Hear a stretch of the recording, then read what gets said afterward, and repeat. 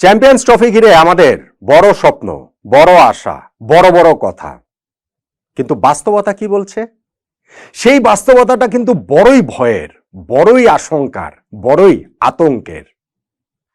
মূল টুর্নামেন্টটাতে আমরা চ্যাম্পিয়ন হওয়ার লক্ষ্য নিয়ে যাচ্ছি, অর্থাৎ এই সিনেমাটা ব্লকবাস্টার হওয়ার প্রতিশ্রুতি, কিন্তু ট্রেলার যা দেখা গেল সেইটাতে ভরাডুবির প্রবল আশঙ্কা। পাকিস্তান এ দলের বিপক্ষে প্রস্তুতি ম্যাচে বাংলাদেশের যে ব্যাটিং বিপর্যয়, যে ভয়াবহ ব্যাটিং বিপর্যয়, তাতে করে ভারতের বিপক্ষে যে দুদিন পর আমরা খেলতে নামবো, কি অবস্থাতে নামবো, এই ব্যাটিং নিয়ে ভারতের সামনে আমরা কিভাবে দাঁড়াবো? পাকিস্তান এ দলের বিপক্ষে আমরা 40 ওভারও ব্যাটিং করতে পারি না, আমরা কোনো মতে 200 রান করতে পারি, আমাদের কোনো ব্যাটসম্যান 50ও করতে পারে না, মাত্র 2 জন ব্যাটসম্যানের স্ট্রাইক রেট 100-র উপরে থাকে। এইরকম একটা অবস্থাতে ভারতের বিপক্ষে কতটা প্রস্তুত হয়ে, কতটা জয়ের মতো অবস্থায় থেকে আমরা খেলতে নামছি, বিরাট বড় একটা প্রশ্নবোধক চিহ্ন কিন্তু একেই গেল এই প্রস্তুতি ম্যাচে বাংলাদেশের ব্যাটিং পারফরমেন্সে। দেখুন, ব্যাটিংটা আমাদের কনসার্নের জায়গা। এই ম্যাচটাতে চাইলে বাংলাদেশ হচ্ছে গিয়ে প্রস্তুতি ম্যাচ তো 15 জন ব্যাটসম্যান, 15 জন বোলার, 15 জন তো আর ব্যাটিং করতে পারবে না, কিন্তু ধরেন হচ্ছে গিয়ে প্রপার সব ব্যাটসম্যান নিয়ে আমরা চাইলে খেলাতে পারতাম। বাংলাদেশ টিম ম্যানেজমেন্ট সেটা করেনি, এই জন্য তাদের একটা ধন্যবাদ প্রাপ্য যে প্রপার ম্যাচ সিচুয়েশনেই তারা খেলতে চেয়েছে। যেই কারণে পারভেজ হোসেন ইমনকে ব্যাটিং করানো হয়নি, যেই কারণে মাহমুদুল্লাহ রিয়াদকে ব্যাটিং করানো হয়নি।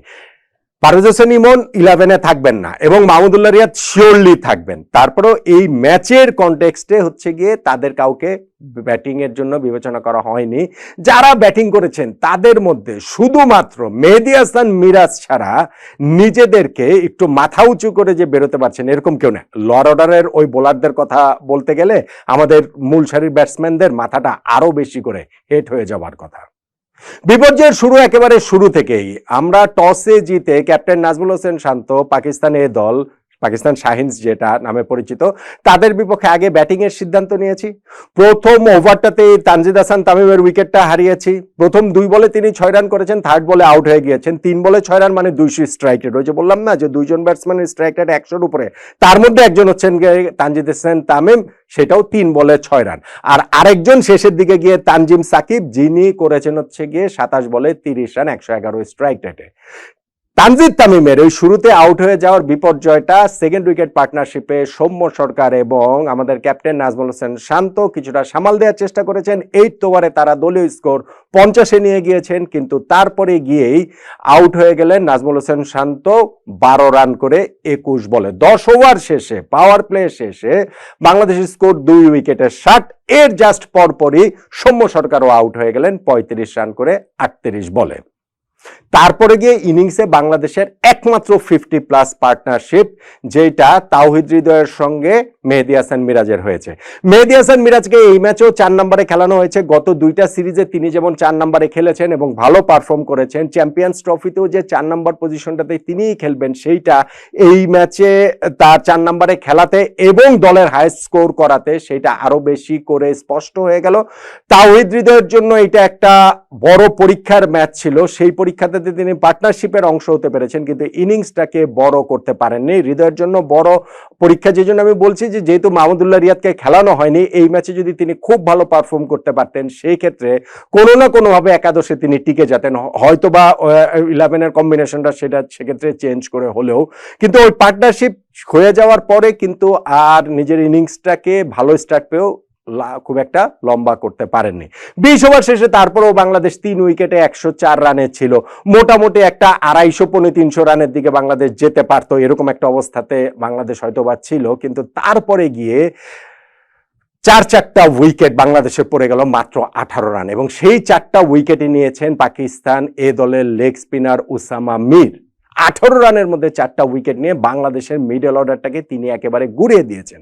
শুরুতে তাওহিদ হৃদয়কে 20 রান করে 33 বলে তাকে আউট করেছেন। মেহেদী হাসান মিরাজ, যিনি 44 বলে 53 বলে 44 রানের ইনফ্যাক্ট একটা ইনিংস খেলছেন, 50-র কাছাকাছি গিয়ে তিনি আউট হয়ে গেছেন। মুশফিকুর রহিম, তিনি স্টাম্পড আউট হয়ে গেছেন 14 বলে 7 রান করে, এবং জাকের আলী অনেক 5 বলে 4 রান করে আউট হয়ে গেছেন। 3 উইকেটে 119 থেকে all of a sudden Bangladesh 7 উইকেটে 137 রানে পরিণত হয়ে যায়। তখন তো মনে হচ্ছিল যে আমাদের যে ট্রেন্ড, জাতীয় দলে ধসে পড়ার যে ট্রেন্ড, তাতে 150 রানও হয়তো বা আমরা করতে পারবো না। শেষ পর্যন্ত আমরা 150 না 200 প্লাস করেছি।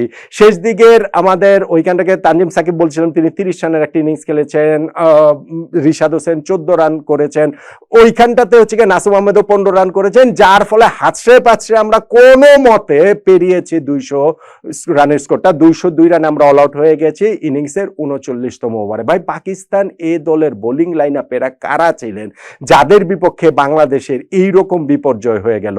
সেইখানটাতে আমাদের 2 দিন পরে গিয়ে চ্যাম্পিয়ন্স ট্রফিতে ভারতের বিপক্ষে খেলতে হবে।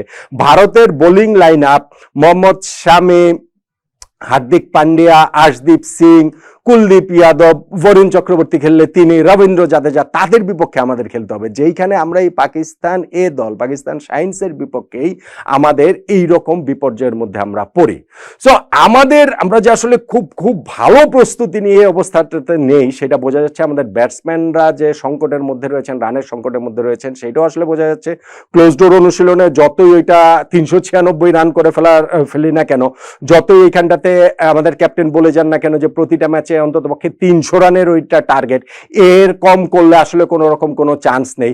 সেই ক্ষেত্রে গিয়ে আমরা ভারতের বিপক্ষে ম্যাচে মুখোমুখি হবার আগে চ্যাম্পিয়ন্স ট্রফিতে এই আমাদের ব্যাটিংটা কিন্তু একটা বিগ কনসার্ন হয়ে রয়েছে। যেটা আমি বলছিলাম যে পাকিস্তান এ দলের বিপক্ষে যদি আমরা কোনো মতে 200 করতে পারি, আমরা 40 ওভারও ব্যাটিং করতে না পারি, আমাদের ইনিংসে একটাও 50 না থাকে, আমাদের পুরো ইনিংসে যদি একটা মাত্র 50 প্লাস পার্টনারশিপ থাকে, কেবলমাত্র 2 জনের 100 প্লাস স্ট্রাইক রেট থাকে, এগুলা প্রত্যেকটাই স্ট্যাটই কিন্তু খুবই একটা বিপর্যয়ের সংকেত দিচ্ছে বাংলাদেশের জন্য, ভয়াবহ একটা অশনি সংকেত। এখন এইখান থেকে কত দ্রুত, আমি বারবার বলছি যে ম্যাচ রেজাল্টটা এক পাশে সরিয়ে রাখুন, ম্যাচ রেজাল্ট না, কিন্তু ব্যাটিং এর যখন এইরকম বিপর্যয়, তখন গিয়ে ভারতের বিপক্ষে ম্যাচে খেলার আগে বাংলাদেশের আসলে এখনো আরো অনেক কিছু করার বাকি রয়েছে।